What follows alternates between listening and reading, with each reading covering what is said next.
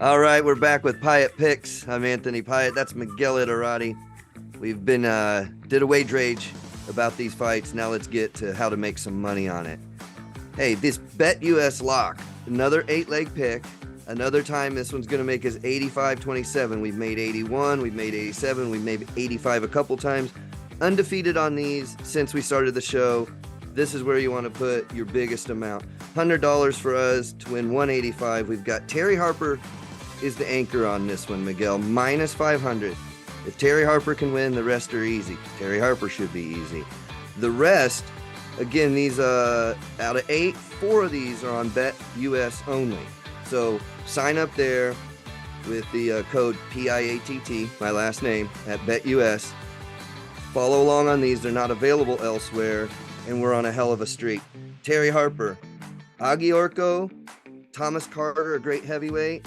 Gary Cully back, just fought 3 weeks ago, I think. Gary Cully did. The guy's on fire. And Amari Jones. Those 4, Bet US only. Great for this. We've also got Diaz, Oscar Valdez, and the grandson of Muhammad Ali, Nico Ali Walsh, which we'll see where his career goes. He's definitely got a little flash and a little firepower, enough to win this one. We'll talk later about how far his ceiling is. Moving on, I like Katie Taylor as a single bet. Minus 180 for money line. I'm probably going with decision for minus 135 against Chantelle Cameron. Undisputed fight at 140. I think she pulls it off. Going to be a great fight, though. Might be careful on this one if you do any big parlays. I'd do a single bet on this one. It's a firefight. On to Loma. Interesting. Things have changed. On our wage rage, Miguel, he was plus 200 already. We were already talking about how there's some juice there. Yes, I think Haney's the favorite. Yes, he's bigger, younger, longer.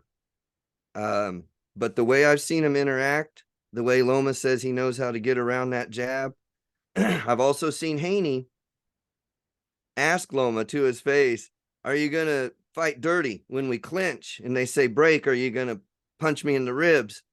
Well, it kind of made me laugh because if anybody's the dirty fighter there, to me, it's what Haney has done time and again. Jab, jab, jab. A guy gets inside to do some work and he clinches to the point of hugging. I hope a ref will finally stop that at some point, truthfully. Fair play if you can get away with it and the ref's not calling it.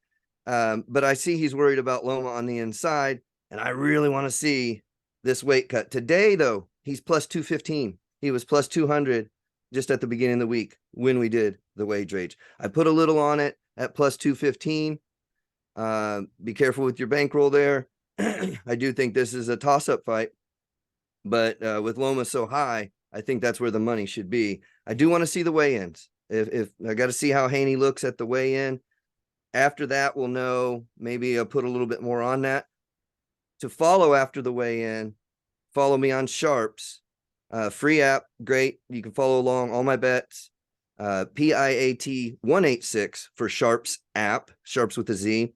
I will be putting specials on there, and I will be deciding how much I think Loma's worth at that point too. But there'll be a lot of specials, like when my Ryan Garcia and Tank fought. We went with Tank to knock Ryan down in the first 6 rounds. We put that on Sharps app as a late ad. Those pop up later in the week, but we wanted to record now to make sure you guys had the Bet US lock and everything else. The fun stuff will happen a little bit later with some of these special picks and prop picks.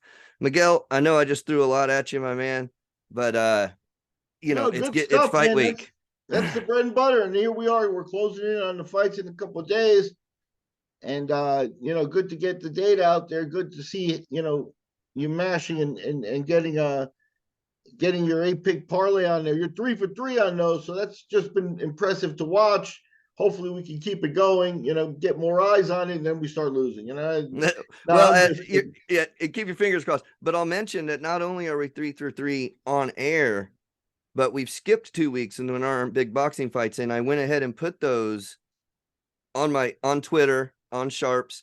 And so we're actually 5 for 5, tell you the truth. We haven't lost since we started doing the show on air or off air. 1 Bet US 8-leg, usually 8 or 9, but 1 Bet US lock a week. That's all I bet there. And then I bring it to you. So even if we don't do a show, look for me elsewhere. I've usually got the Bet US lock. Again, sign up there, Piatt 186, and you'll be able to follow along. You get a bonus for signing up and whatnot, a deposit bonus, and let me know you bet there. And I'll also pick any fight you want on Bet US. You can ask me anything you want on any of the fights. We'll give that to you for a month if you sign up. I'll pick every fight on there if you want. Just you let me know. All right, folks. And that's a good deal. I'm glad you're giving yourself some props, because it is impressive to see, week on, you're kind of facing lady luck. At some point, you can't get them all right. So, but, when you're riding a streak like this, it's always fun to watch. To be honest with you, I think in this one, with the Cecilia Braekhus, Yeah, is probably the riskiest one. absolutely. Terry that you Harper's got slip her in. hands full. That's why I mentioned Terry at first. Really, this 8-leg parlay is really a bet on Terry Harper. You're absolutely right. Can she beat the aging Cecilia Braekhus, who's got a couple of losses, again to Jessica McCaskill, who's gone on to loss to both Katie Taylor and Chantelle Cameron, who are fighting for 140 undisputed. So we know there are levels to it, and there's some sorting to be had. It is possible Braekhus is right at the same level as Terry Harper, although I think it would have to take a great night for Cecilia and a bad night for Terry, to tell you the truth. I really don't think they're at the same level on a day-to-day basis. That night they might be. But I'm happy with picking Harper. Let's put it that way. I'm happy with the bet. Yeah, I'll point to Anthony Joshua as the greatest example of that. The Brits sometimes come out overrated. And they have tough competition in-house, and they've got the right mentality and stuff like that. But simply put, sometimes they think they're better than they are. Billy Joe Saunders might be another example of that. Sure. That they topped off. He was not the best in the world. He turned out to be second. It's okay. But Braekhus, I think, has the technique and the talent. The fact is she's 41, and that's a real problem, I think, for the women. I think among the men, I think you run into a situation where as you get older, sometimes your strength develops and you're able to compensate a little bit. But women, I don't think Cecilia Braekhus is walking around ready to knock everybody out now. She never did throughout her career. She always counted on technique, So then if the speed is gone, you're in trouble. Right. She may have to fight a different type of fight than she's ever been used to. And I think, it's a 15-year age difference. 26 to 41, sure. So I think it'd be very difficult to pick Cecilia. But you're also talking about a woman who, when they do a Hall of Fame, and this woman is probably going to go in the first ballot. Oh, we should. The two losses to McCaskill came where she was 38. Before that, she was undefeated. She's got an interesting personal story where she was adopted by a Norwegian family from Colombia, et cetera, et cetera. So I think she kind of is going to be wishing she was 10 years younger in a little while if the sport continues to blow up. But I wouldn't sleep on her either. Absolutely. And folks, listen, Miguel knows what he's talking about here. Okay, guys. You only need to go back a couple weeks ago. I would have had a flawless night had I not bet Canelo for the knockout and rode with Miguel for Ryder to go the distance at plus 350. So really do respect what you bring to this, Miguel. If the folks don't know, I'll mash this up horribly, but 80 some MMA, maybe 100 boxing. Just go through it real quick for me. You've judged, and you've been a promoter, and you've been in the game a while. Some of our newer listeners don't know. Give me the nutshell of Miguel's bio real quick, if you will, for the new listeners, please. Sure. No, I started matchmaking in MMA in 1997. So it was kind of the Wild West, but you get to know the grassroots of the sport. I did that till about 2012. It got to be an international thing with some big companies. I did about 15 shows in Latin America in Costa Rica at the close of my career. So I've been around shows and around MMA fights and boxing fights for the last 2 decades, you could say. I judged. I'm a licensed judge in Costa Rica. I've judged fights for Hannah Gabriels, for Taquito Vasquez, that are, made it to be international fighters. And I work for a sports book. I've worked for a couple of sports books that give me some interesting angles on the numbers and things like that. Sometimes the sports book knows less about what they're doing than they let you think. So we'll see.